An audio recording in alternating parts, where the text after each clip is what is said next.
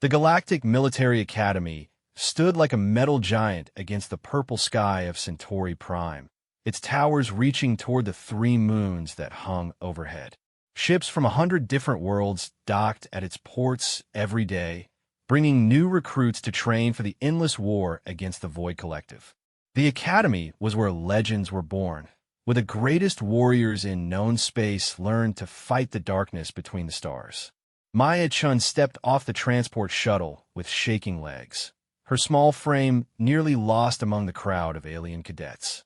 At barely 5 feet tall and weighing less than most species' children, she looked like someone had made a terrible mistake.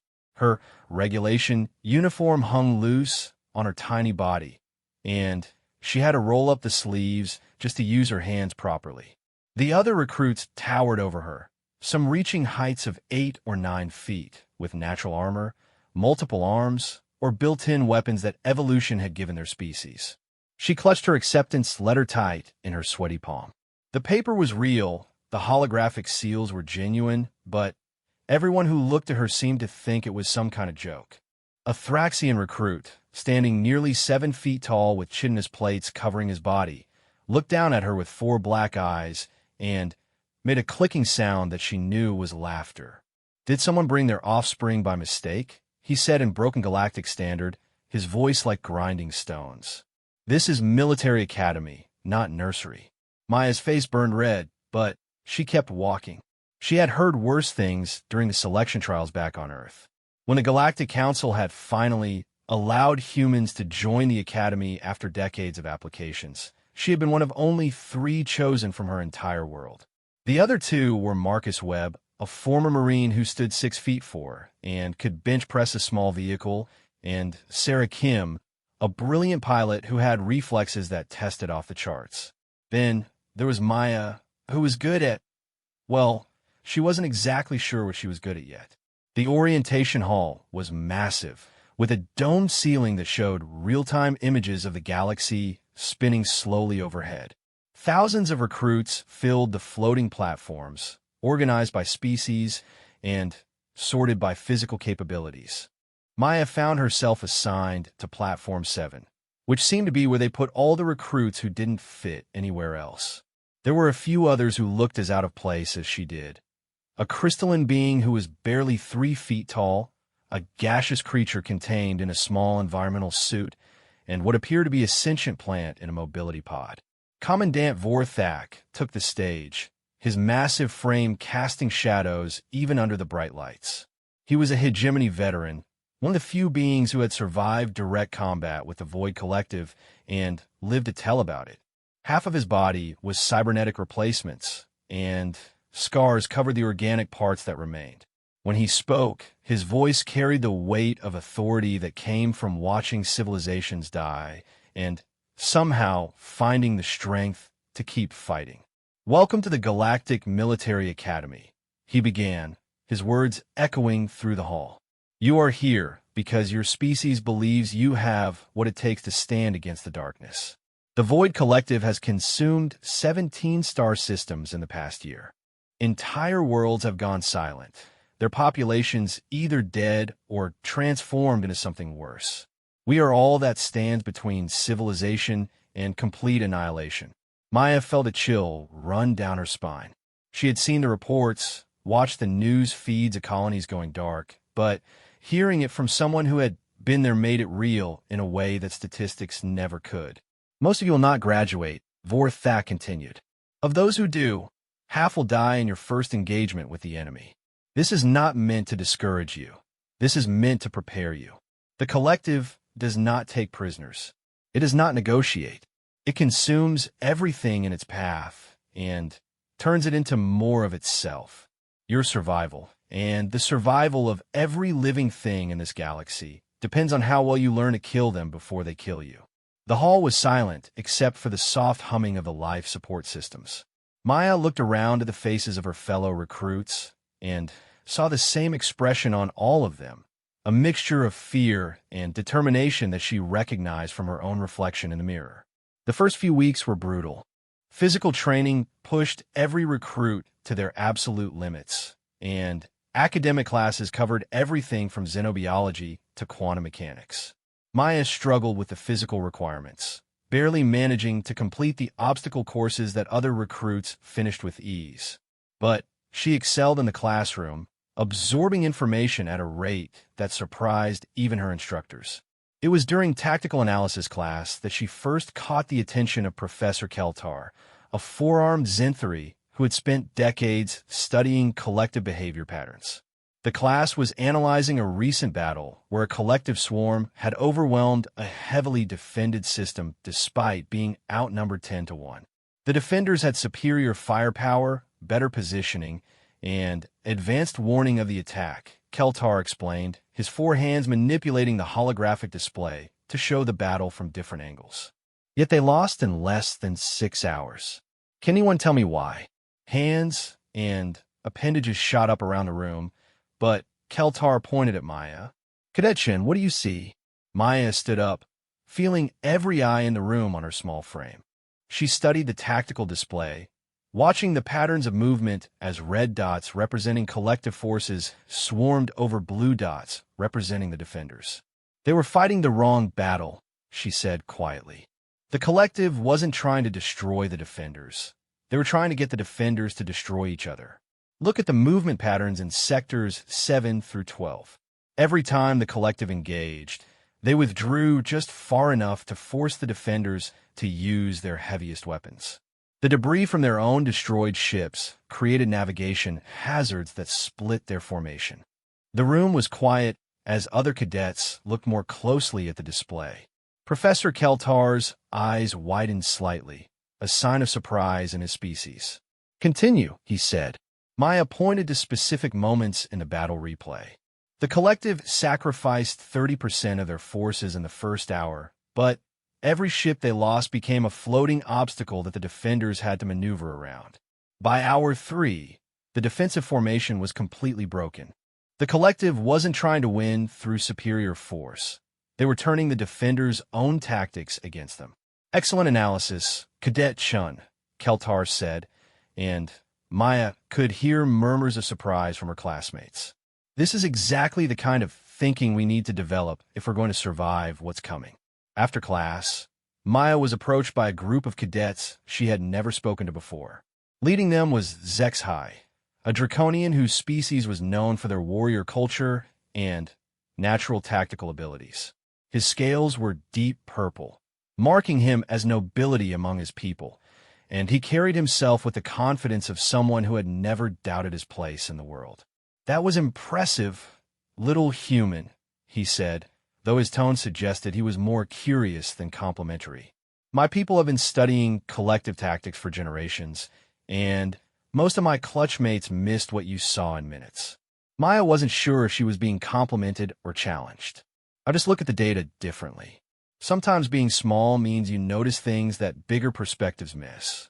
Zexai laughed, a sound like distant thunder. Perhaps. Would you like to join our study group? We meet every evening to review tactical scenarios. Maya blinked in surprise.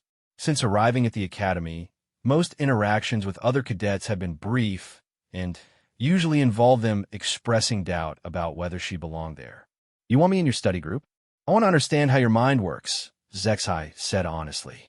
If humans can see patterns that trained draconian warriors miss, then perhaps we have something to learn from each other. That evening, Maya found herself in a small conference room with 6 other cadets, all of them from species known for their military prowess.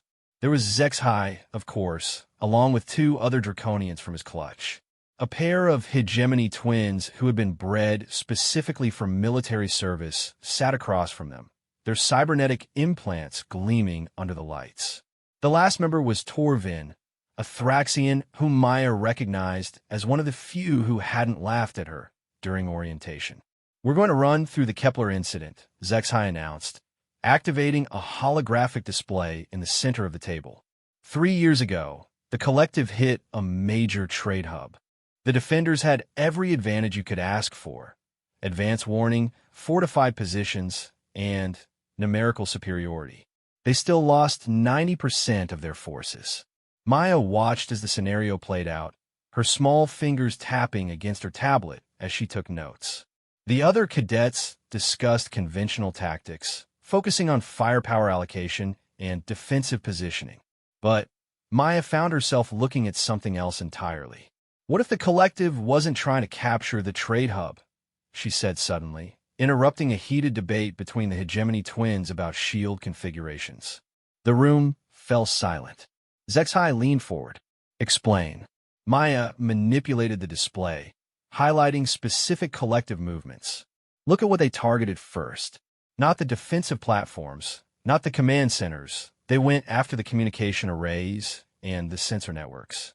They wanted to blind the defenders, not destroy them. But they did destroy them, Torvin pointed out, his mandibles clicking in confusion. Only after the defenders panicked, Maya continued. Once they lost communication with each other, they started firing at anything that moved. Look at the casualty reports. 30% of the defensive losses came from friendly fire. She zoomed in on a particular section of the battle. The collective used their ships as decoys, positioning them so that defenders shooting at them would hit other defensive positions. They turned the entire battle into a massive confusion where nobody knew who they were shooting at. The hegemony twins exchanged glances, their enhanced minds processing the implications. If this analysis is correct, one of them said slowly, then standard defensive doctrine is fundamentally flawed. It gets worse, Maya said, her voice growing more confident as she warmed to her analysis. If the collective can consistently turn our own weapons against us, then the larger and more powerful our fleets become, the more dangerous they are to ourselves. Zexai stared at the holographic display for a long moment. This changes everything we know about collective tactics. We need to bring this to the attention of the tactical command staff. Maya felt a mix of excitement and terror. Her analysis made sense to her, but the idea that she might have discovered something that experienced military minds had missed seemed impossible. Maybe I'm wrong. Maybe I'm seeing patterns that aren't really there. Maybe, Zexai agreed. But maybe you're seeing patterns that are so obvious that trained military minds overlook them because they're looking for something more complex. The next morning, Maya found herself standing outside the office of Admiral Carrick's, the Academy's head of tactical studies. Zexai had insisted on arranging the meeting, despite Maya's protest that she was probably wrong about everything. The Admiral was a legend, a Zinthari who had commanded fleets in 7 major battles against the collective and had never lost a single engagement. When they were finally called in, Maya felt like she was going to be sick. Admiral Carrick's was even more intimidating in person, his 4 arms moving in precise patterns as he reviewed multiple data streams simultaneously. His office walls were covered with tactical displays showing real-time positions of every fleet in the galaxy. Cadet Chun, he said without looking up from his displays. Cadet Zexai tells me you have a theory about collective tactics that I need to hear. I have approximately 4 minutes before I need to brief the High Command on our defensive preparations for the Rigel sector. Make it count. Maya's mouth went dry. She activated her tablet with shaking hands and projected her analysis onto the Admiral's main display. Sir, I believe the collective has been using a consistent strategy that we've been interpreting as random chaos. They're not trying to defeat us through superior force. They're trying to get us to defeat ourselves. She walked through her analysis of the Kepler incident, then showed similar patterns in 3 other major battles. With each example, Admiral Carrick's attention seemed to focus more intently on her presentation. You're suggesting that every major collective victory has been the result of confusion and friendly fire rather than their actual combat capability? He asked when she finished. Yes, sir. And if that's true, then our current defensive strategies are not just ineffective. They're actively helping the enemy achieve their objectives. Admiral Carrick's was quiet for nearly a full minute, his 4 hands moving rapidly as he pulled up additional tactical data and ran it through the same analytical framework that Maya had presented. Finally, he looked up at her with an expression she couldn't read. Cadet Chun, how long have you been studying military tactics? Since I arrived at the Academy 6 weeks ago, sir. Before that, I was a graduate student in pattern recognition and data analysis at Earth University. Admiral Carrick's made a sound that might have been laughter. A civilian with no military training has just identified a fundamental flaw in our strategic thinking that has cost us 17-star systems and billions of lives. Either you are completely wrong, or every military academy in the galaxy has been training our officers incorrectly for the past 50 years. Maya felt like the floor was falling away beneath her feet. Sir, I'm probably wrong. I'm just a cadet, and I'm sure there are things I don't understand. Stop, Admiral Carrick said firmly. Never apologize for being right, especially when being right might save lives. I'm going to have my staff run a full analysis of your theory using classified battle data that you haven't seen. If your patterns hold up across a larger sample size, then we need to completely rethink how we fight this war. He stood up, his imposing frame making Maya feel even smaller than usual. In the meantime, you're being transferred to the advanced tactical track. Your new schedule will include courses that are normally reserved for final-year cadets and junior officers. Don't let it go to your head. You still need to pass your physical requirements, and being smart won't help you if you can't survive actual combat. As Maya left the Admiral's office, she felt like she was in a dream. 6 weeks ago, she had been nobody special, just another graduate student on a backwater planet. Now, she was apparently rewriting military doctrine and being fast-tracked through the most prestigious military academy in the galaxy. But as she walked through the corridors toward her next class, she couldn't shake the feeling that she was missing something important. The collective had been using these tactics for years, and nobody had noticed the pattern.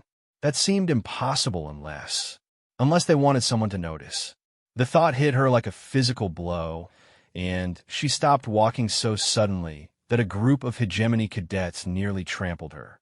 If the collective was intelligent enough to manipulate entire fleets into destroying themselves, then they were certainly intelligent enough to know that eventually someone would figure out what they were doing, which meant that either her analysis was wrong or discovering this pattern was exactly what the collective wanted to happen. Maya stood in the middle of the corridor, feeling very small and very alone as she realized that she might have just walked into the largest trap in galactic history. And worse, she had convinced one of the most respected military minds in known space to walk into it with her. The advanced tactical courses were unlike anything Maya had experienced. Instead of classrooms full of cadets her age, she found herself sitting among senior officers and graduate-level strategists who had decades of combat experience. Many of them had fought the collective directly, and their insights came with the weight of watching friends die and civilizations fall. Commander Torres, the instructor for advanced Xeno-3 analysis, was a human who had been one of Earth's first representatives in the galactic military. She was also the first person Maya had met who seemed genuinely pleased to have another human in the class. The collective represents something we've never faced before, Torres explained during Maya's first session. Previous galactic conflicts were territorial disputes between species who ultimately wanted the same things: resources, space, survival. The collective doesn't want any of those things. It wants to transform everything it encounters into more of itself. Maya raised her hand tentatively. Ma'am, has anyone ever tried to communicate with them? To understand what they actually want? The room fell silent. Several of the older officers exchanged glances that Maya couldn't interpret. Commander Torres looked at her for a long moment before answering. Cadet Chun, I'm going to share something with you that's not in any textbook. Yes, we've tried to communicate with them multiple times, using every form of language and mathematics we know. The results weren't what we expected.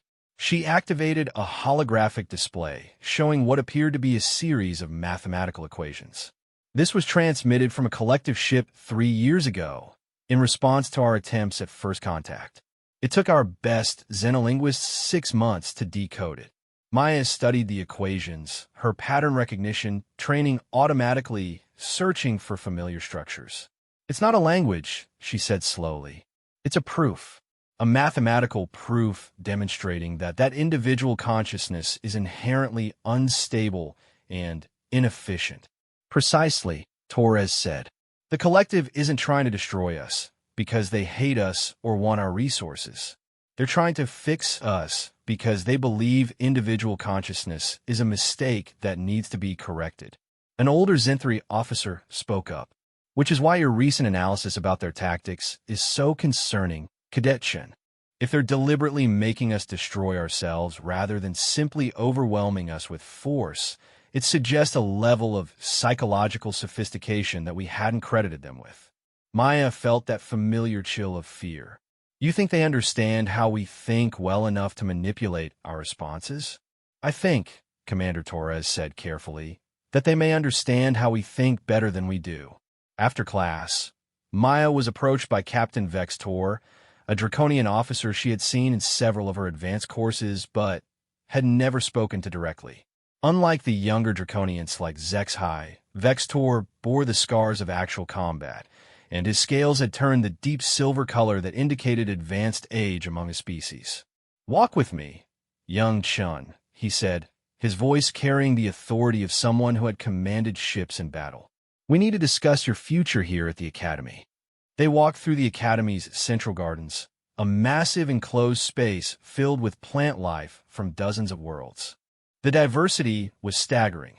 Crystalline trees from the silicon worlds grew next to flowering vines from the carbon-based colonies, while bioluminescent fungi from the deep space habitats provided an eerie blue light in the shadowy corners.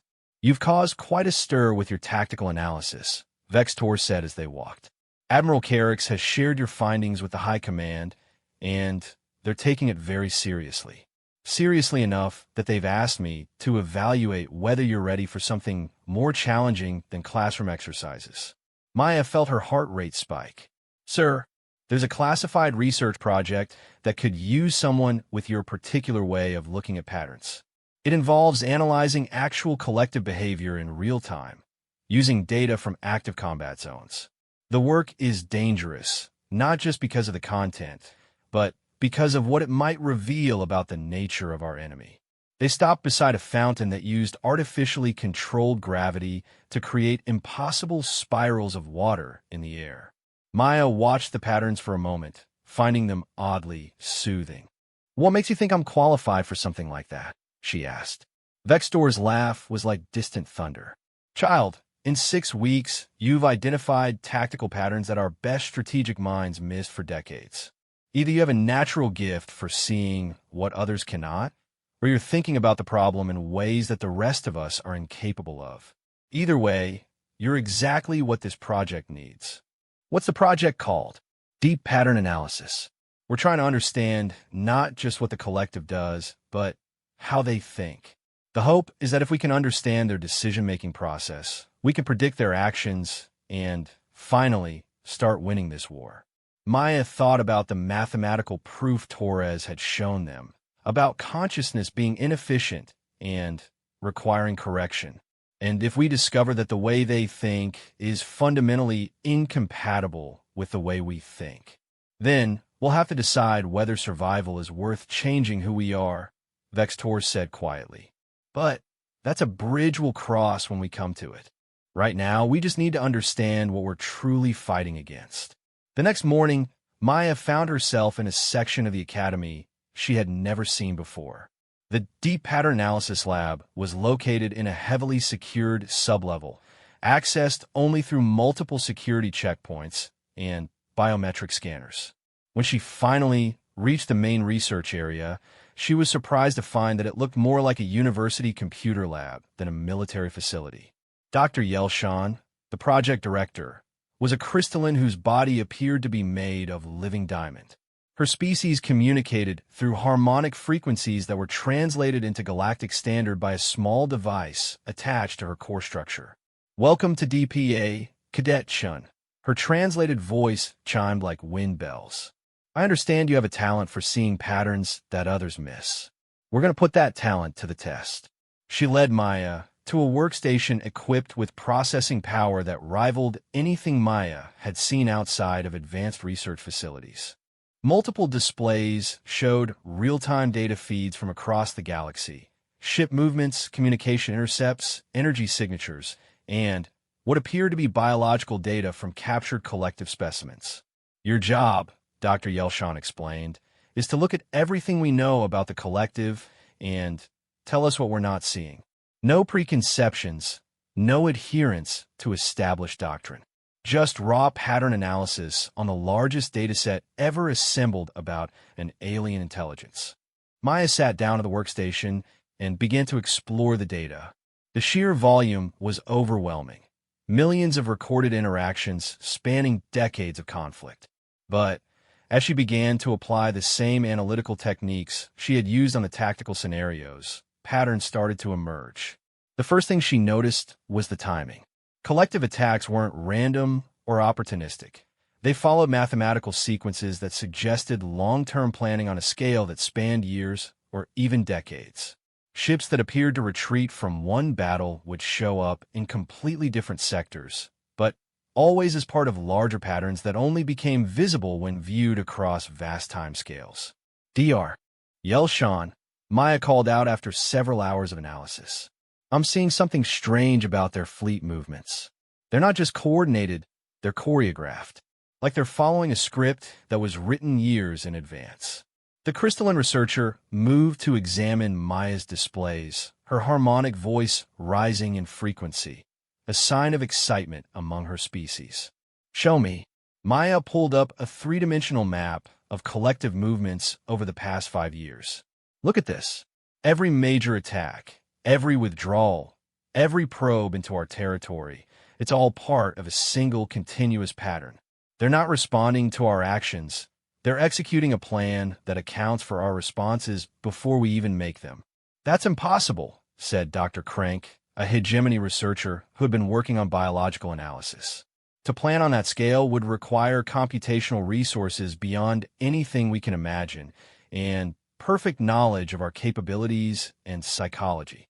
Maya felt that familiar chill again. Unless they've been studying us a lot longer than we thought. Dr. Yelshan, how long have we been aware of the collective as a threat? First contact was 17 years ago when they hit the Outer Rim colonies. But what if that wasn't first contact? What if that was just the first time they let us know they existed? Maya began pulling up older data, going back decades before the official first contact. She started looking for anomalies, unexplained phenomena, anything that might indicate collective presence. What she found made her blood run cold. They've been here all along, she whispered, her voice barely audible. Look at these energy signatures from 50 years ago. They match collective technology, but they're in areas where we never detected any ships. Dr. Yelshan's harmonic voice dropped to a low, concerned frequency. You're suggesting they were observing us covertly for decades before revealing themselves? I'm suggesting more than that. Maya's fingers flew across the interface, pulling up biological data, communication intercepts, and technological analysis reports. I think they've been inside our society, studying us from within, learning everything about how we think and react. She paused, staring at a particular data set that made her stomach turn. Dr. Yelshan, these biological samples from captured collective units, some of them showed genetic markers from known galactic species. Yes, we've always known that they assimilate other life forms into their collective consciousness. But look at the dates on these samples compared to the dates when those species were supposedly first attacked. Maya highlighted the discrepancies in the data. Some of these show genetic material from species that weren't supposed to have encountered the collective until years after these samples were taken. The research lab fell silent except for the humming of the processing units. Dr. Crank moved to his own workstation and began running additional analysis on the biological data. Chun is right, he said finally, his voice tight with barely controlled panic. We have genetic samples here that predate known collective contact by decades. Either our timeline is completely wrong, or the collective has been among us, studying us, and selectively harvesting genetic material from our populations long before we knew they existed. Maya finished. Dr. Yelshan's crystalline structure began to resonate with stress harmonics. If this analysis is correct, then everything we know about this war is wrong. We're not fighting an invasion. We're fighting the final phase of a decades-long infiltration and study program. Maya stood up from her workstation, her small frame trembling with the implications of what they had discovered. We need to contact Admiral Carrick's immediately. If the collective has been studying us for 50 years, then they know exactly how we'll respond to any strategy we develop.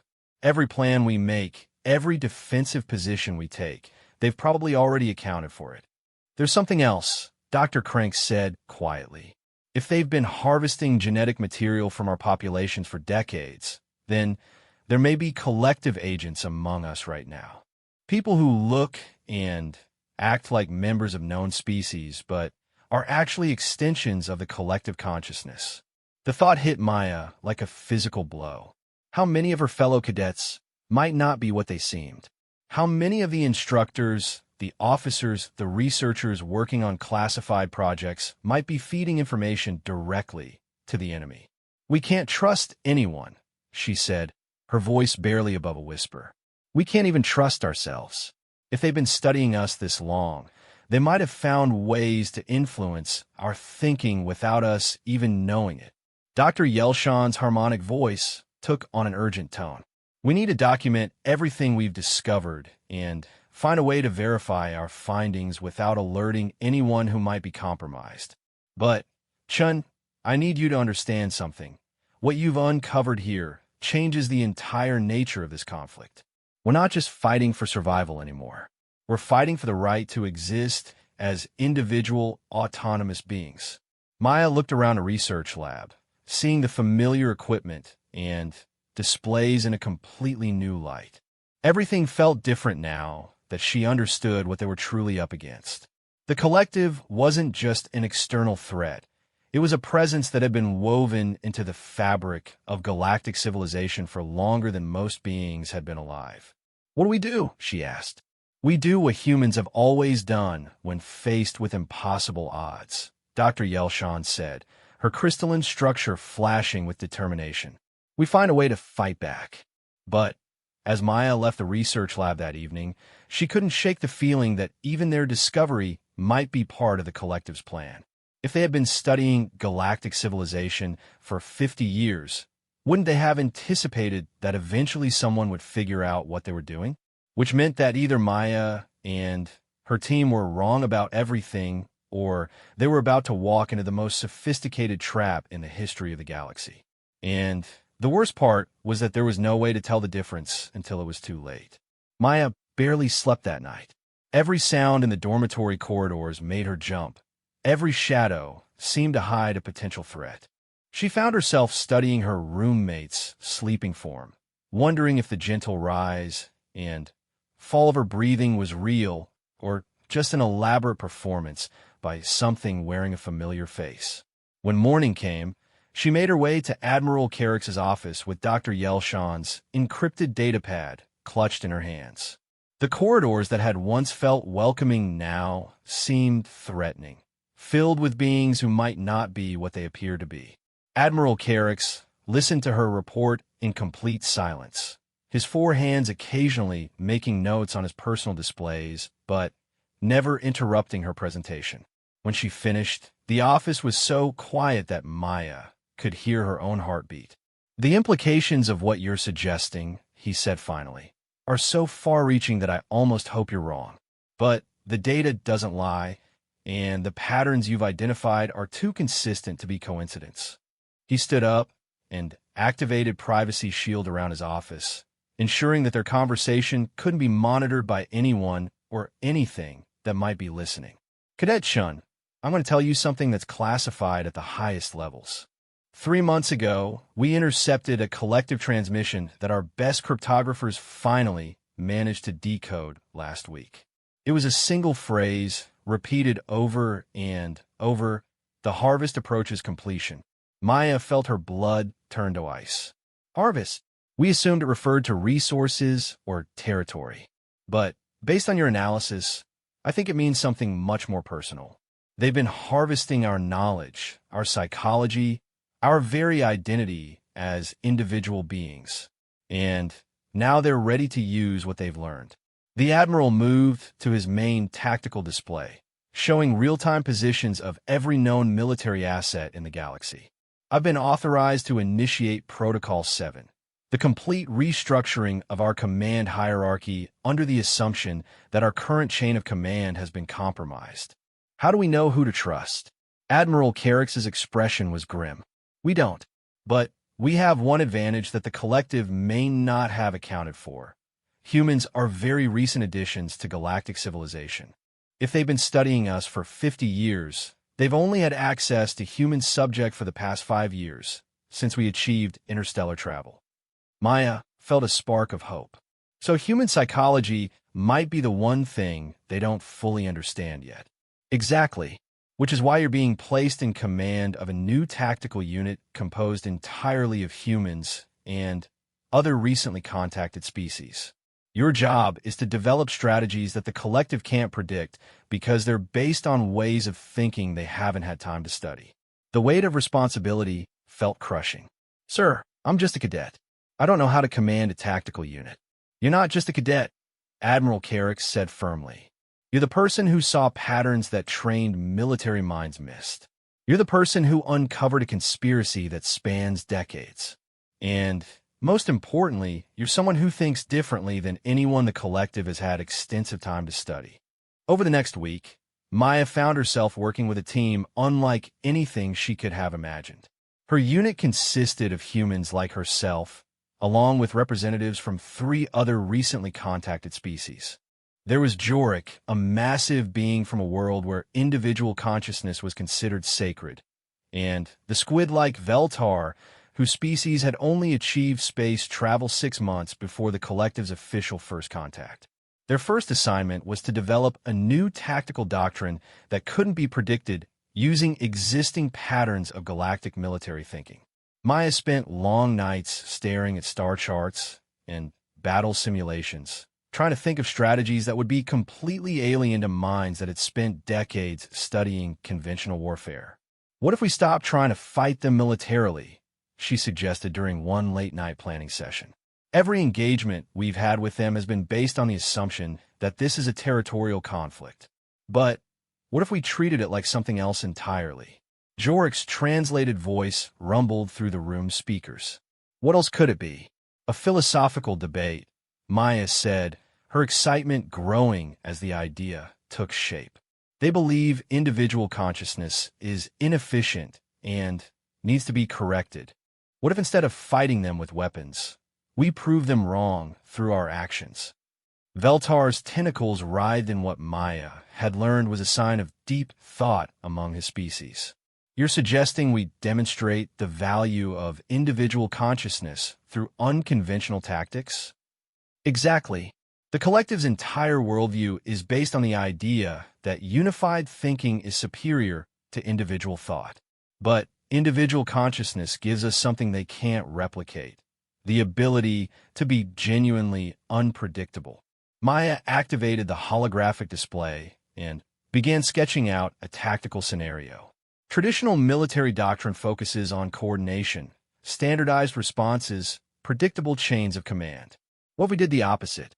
What if we created a command structure where individual initiative is not just encouraged, but required? She showed them a battle formation where each ship operated with complete autonomy, making decisions based on local conditions rather than centralized orders. The collective can predict our responses because they're based on logical, coordinated thinking. But if every ship is making independent decisions based on individual assessment of the situation, they can't predict chaos, Jorik finished, his voice carrying a note of admiration. Not chaos, Maya corrected. Controlled unpredictability.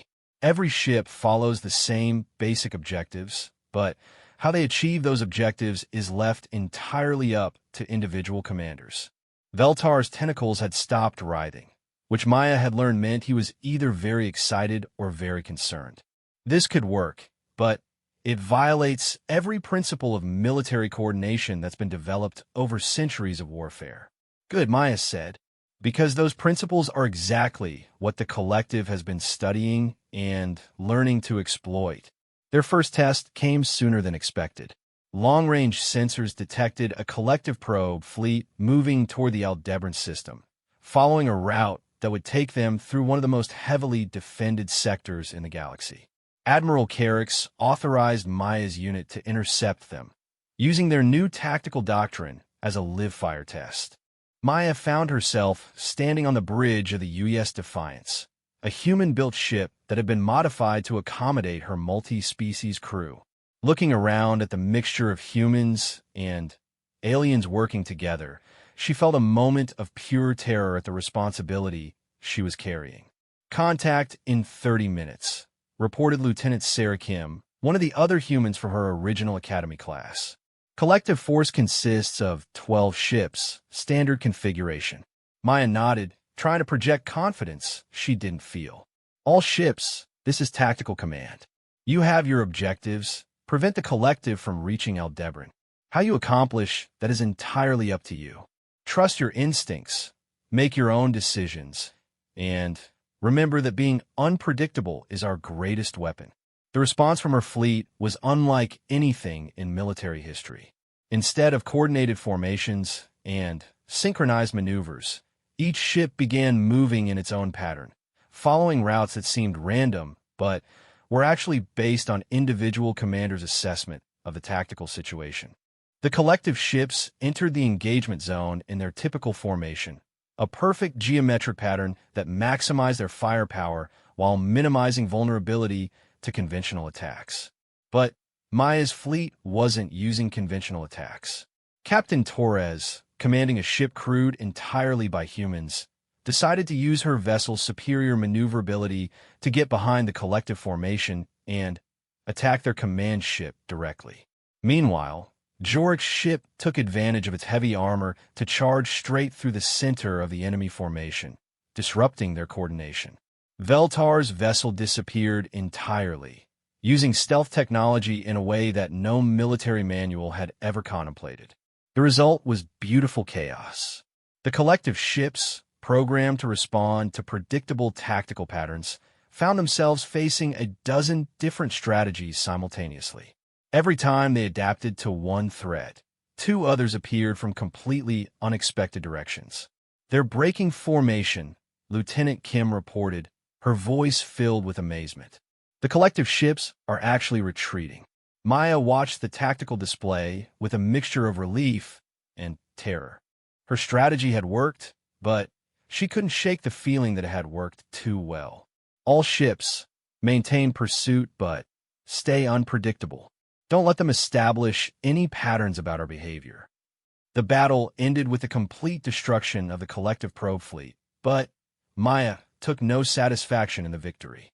As her ships regrouped and began their journey back to base, she found herself staring at the debris field and wondering what they had really accomplished. "Something's bothering you," Captain Torres observed as she joined Maya on the bridge. "We won too easily," Maya said. "The collective has been studying galactic military tactics for decades. They should have adapted to our strategy within minutes, but they didn't. Maybe they can adapt to genuine unpredictability. Or maybe they wanted us to think we had found a winning strategy." Maya pulled up recordings of the battle, studying the collective ship's behavior patterns. Look at how they retreated. It wasn't panic or confusion. It was organized, purposeful, like they had gathered the data they needed and didn't see any point in continuing the engagement. Captain Torres frowned. "You think they let us win? I think they sacrificed 12 ships to learn everything they could about our new tactics. And now they're going to figure out how to counter them." The implications hit both women at the same time. If the collective could analyze and counter their unpredictable strategies, then they had just handed their greatest advantage to the enemy. "We need to get back to the Academy immediately," Maya said. "And we need to assume that our next engagement with the collective is going to be very different." When they returned to base, Maya found a message waiting for her from Admiral Carrick's. The High Command had analyzed their battle data and reached the same conclusion she had. The victory had been too easy, too clean. The collective was planning something, and Maya's tactical innovations had probably just given them the final piece of the puzzle they needed. "Report to the secure briefing room immediately," the message read. "We have a situation that requires your particular insights." The secure briefing room was packed with the highest-ranking officers in the galaxy, along with representatives from every major species. When Maya entered, she felt like she was walking into history. These were the beings who would decide the fate of galactic civilization. Admiral Carix stood at the center of the room, his expression more serious than Maya had ever seen it. "Ladies and gentlemen, we've received a communication from the collective. For the first time in 17 years of conflict, they want to talk." He activated a holographic display showing a single collective ship approaching the Academy under what appeared to be a flag of truce. They're requesting a meeting with one specific individual, Cadet Maya Chun. Every eye in the room turned to Maya, and she felt like she was going to collapse. "They want to meet with me? Why? We don't know," Admiral Carix admitted. "But they've made it clear that they'll only communicate through you. They say they have something to show you, something about the true nature of this conflict that you need to understand." Maya looked around the room at the assembled military leadership, seeing her own fear reflected in their faces. "What if it's a trap?" "It probably is," Admiral Carrick said. "But it might also be our only chance to understand what we're truly fighting against. The decision is yours, Cadet Chin. Nobody will think less of you if you refuse." Maya thought about everything that had led to this moment. The pattern she had seen, the conspiracy she had uncovered, the victory that felt more like a defeat. She thought about the mathematical proof Commander Torres had shown her, about consciousness being inefficient and requiring correction. "I'll meet with them," she said finally. "But not because I'm brave, because I need to understand what they really want." The meeting took place aboard a neutral station in deep space, with Maya accompanied by a small diplomatic team. When the collective representative materialized in the conference room, Maya was surprised to see that it appeared to be human, or at least something wearing a human form. "Hello, Maya," it said with a voice that sounded disturbingly familiar. "I've been looking forward to meeting you." Maya felt her blood turn to ice as she recognized the voice. It was her own, or at least a perfect imitation of it. "You're wondering why we chose this form," the collective entity continued. "It's because we want you to understand something important. We're not your enemy, Maya. We're your future." The entity gestured, and holographic displays filled the room showing images of human civilization, but not as Maya knew it. These humans lived in perfect harmony, their thoughts connected in a vast network that spanned entire star systems. There was no war, no suffering, no loneliness. "Individual consciousness is a transitional phase," the entity explained. "A necessary step in evolution, but not the final one. We've studied your species extensively, Maya, and we've seen what you're capable of when you work together. Your victory against our probe fleet demonstrated something remarkable. Humans can achieve coordination without losing their essential creativity." Maya found her voice. "So you're offering to assimilate us?" "We're offering to help you evolve. The war, the conflict, the suffering, all of it can end. Your people can join the collective while maintaining the individual spark that makes them unique. You will be the first species to achieve this synthesis." The offer hung in the air like a physical presence. Maya could see the appeal, an end to war, to death, to the terrible isolation that individual consciousness sometimes brought. But she could also see what would be lost. "What about choice?" she asked. "What about the right to be wrong, to make mistakes, to grow and change as individuals?" "You would still have choice," the entity insisted, "but it would be informed choice, guided by the collective wisdom of billions of minds working together." Maya stood up, her small frame dwarfed by the massive holographic displays around her. "That's not choice at all. That's consensus disguised as freedom." She looked at the entity, wearing her face, and saw something that might have been disappointment. "You've studied us for 50 years, and you still don't understand what makes us human. We don't want to be perfect. We don't want to be efficient. We want to be ourselves, even when ourselves is messy and contradictory and sometimes wrong." "Then you choose war," the entity said sadly. "You choose suffering and death and the inevitable destruction of everything you claim to value. We choose to remain human, Maya replied. And if that means we have to fight you to preserve that right, then that's what we'll do. The entity nodded slowly. We had hoped you'd be different. We had hoped that humanity's unique perspective would allow you to see past the limitations of individual consciousness. But you're just like all the others. No, Maya said firmly. We're not like all the others. We're human. And that makes all the difference in the galaxy. As the meeting ended and Maya prepared to return to the academy, she realized that the real war was just beginning. The collective had studied them, tested them, and offered them a place in their vision of the future. Now that humanity had rejected that offer, the collective would do what they had done to 17 other star systems.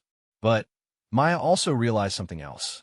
Humanity wasn't the same as the other species the collective had faced. They were newer to galactic civilization, less predictable in their responses, and, most importantly, they had something that the collective's perfect consciousness could never replicate: the stubborn refusal to accept that there was only one right way to exist. The war for the galaxy's future would be fought not just with ships and weapons, but with ideas and philosophies and the fundamental question of what it means to be truly alive. And Maya Chun, the smallest cadet in the most prestigious military academy in known space, found herself at the center of that cosmic debate. The collective had made their offer, and humanity had given their answer. Now they would all learn whether individual consciousness was strong enough to survive against the perfect efficiency of collective thought. But as Maya looked out at the stars during her journey back to the academy, she felt something that the collective could never understand: hope. Because humans had spent their entire history proving that sometimes the smallest person in the room could change everything. And sometimes being different was exactly what the galaxy needed to survive.